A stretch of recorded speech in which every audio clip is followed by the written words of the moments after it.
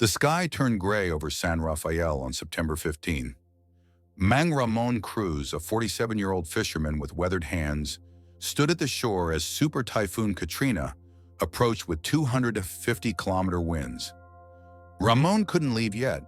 His fishing boat, the Esperanza, was his lifeline. Built by his father 40 years ago, it had fed his family through the hardest times, especially after his wife Maria died 3 years ago from an illness they couldn't afford to treat. His 3 children watched from their small house: Ana, 14, Miguel, 11, and Sofia, 8. Ana had her mother's eyes and held her siblings close. Miguel's cough was getting worse, the same cough that had taken their mother. They needed medicine Ramon couldn't afford. He secured the boat and ran back to his children.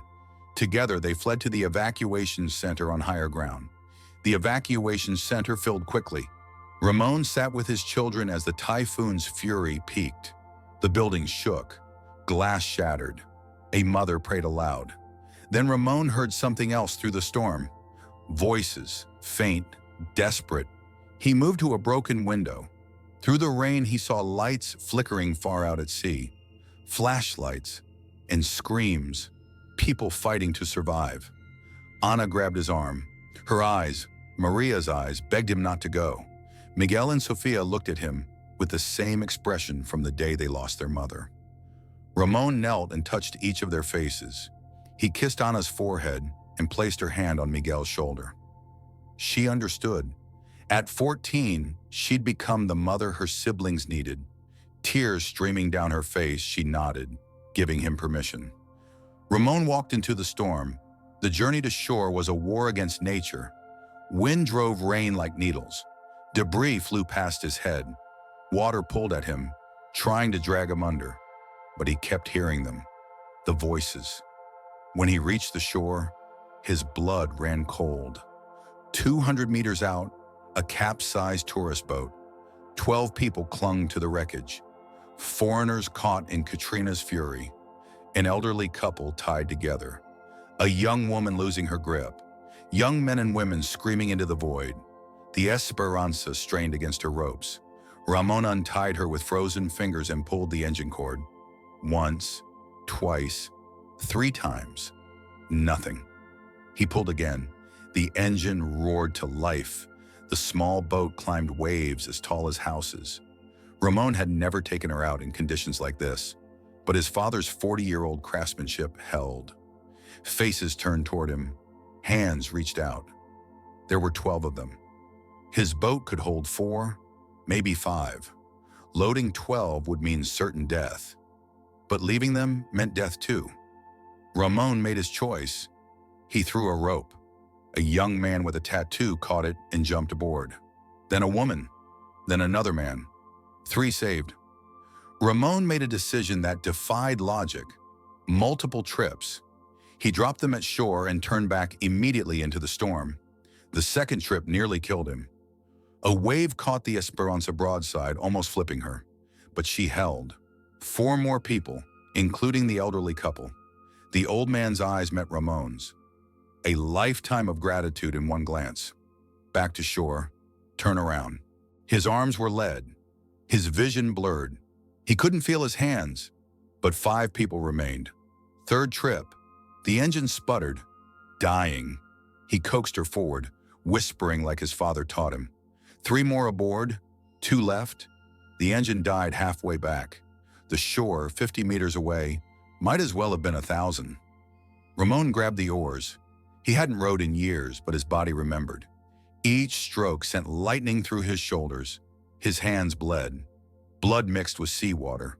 He thought of Maria, of Ana, of Miguel and Sofia, of his father's hands that never knew how to give up.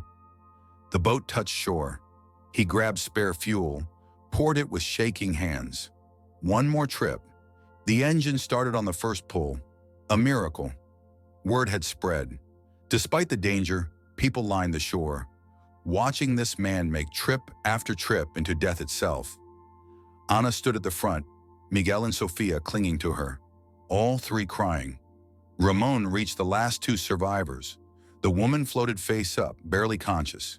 The man held her head above water, but he was failing too.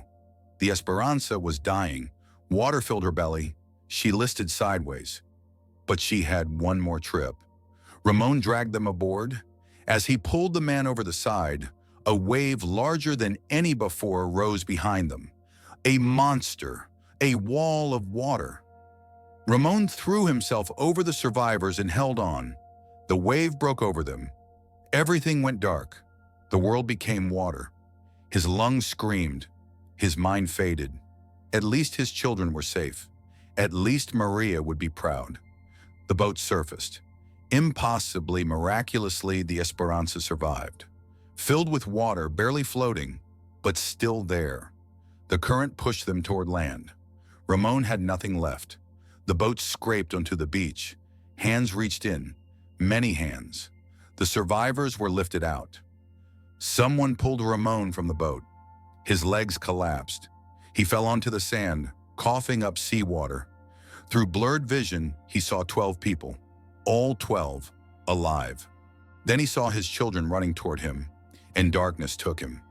Ramon woke 3 days later in a hospital bed. His children were there, crying and laughing. Miguel's cough had improved. The doctors had treated him. In the hallway, 12 people waited. They came in one by one. The young man with the tattoo wept as he held Ramon's bandaged hand. The elderly couple kissed his forehead. The woman who'd nearly drowned brought her family, a husband and children she'd returned to because of him, and they told him what they'd done. The 12 survivors had created an online fundraiser. They'd shared the story of the Filipino fisherman who'd made 4 trips into a super typhoon to save strangers. The story went viral worldwide. They'd raised $150,000. Ramon couldn't comprehend it. More money than 10 lifetimes of fishing. But there was more. A boat company was building him a new vessel, the Esperanza II, with modern equipment and GPS. A charity had established a fund for his children's education. All 3 would go to university. Miguel's medical care was covered.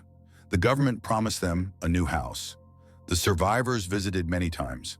The elderly couple established the Esperanza Scholarship for Filipino children. The young man dedicated his life to maritime rescue. The woman started a foundation for coastal communities. 6 months later, all 12 returned for a ceremony. They'd commissioned a bronze statue of a fisherman looking out to sea, eternally watching for those who need saving. The plaque read, "In honor of Ramon Cruz, who proved that the greatest storms reveal the greatest hearts." Ramon remained unchanged. He still woke before dawn, still fished the same waters. When reporters asked if he felt like a hero, he'd point to his children and say any parent would understand. When you have nothing but love to give, sometimes love asks you to give everything. The Esperanza was never recovered, but locals say on calm mornings, you can sometimes see an old fishing boat on the horizon, still keeping watch. The original Esperanza, Hope, never really sank. She lives on in 3 children who know their father is a hero. She lives on in 12 people who went home to their families. She lives on in the reminder that sometimes, in our darkest storms, salvation comes from a poor fisherman with calloused hands and a heart too big to let strangers drown. That is the miracle. Not that one man was brave, but that humanity itself, in its purest, most selfless form, still exists.